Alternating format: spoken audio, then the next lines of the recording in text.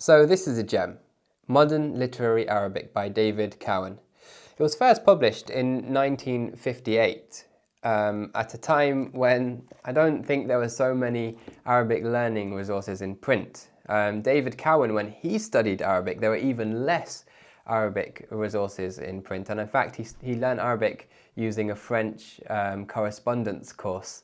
He later went on to study at the University of London, and even travelled to Egypt to study at Al-Azhar University in Cairo, and returned to the UK, studied further at Cambridge. So he had quite a solid fundamental knowledge of the language. He even was, I heard he was the Imam at Woking Mosque, one of the first mosques in the UK. He was the Imam there in the 1940s.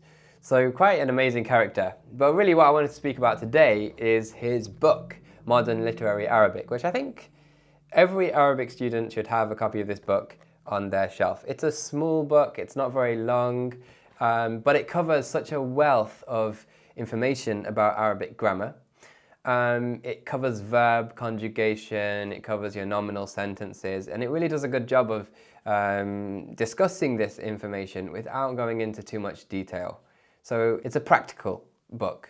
Pretty much everything that's in this book will be useful to you if you're trying to read Arabic texts. And I'd say it's suitable for beginners. It is quite academic, so there are going to be certain people who are put off by that style. But if you like that kind of no-nonsense approach to the studies, then I think you'll really benefit from it. If I had to speak about the negative sides of this book, I might talk about, for example, the way Cowan deals with numbers.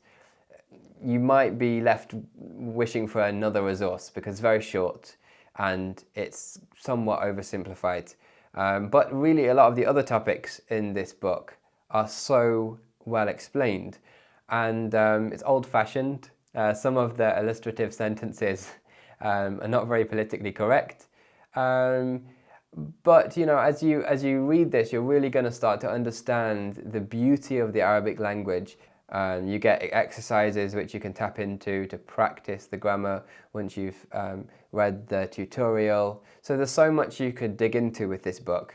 Definitely worth getting hold of if you are an Arabic student, or if you just feel like you need a refresher of some of the fundamental grammar rules of the Arabic language.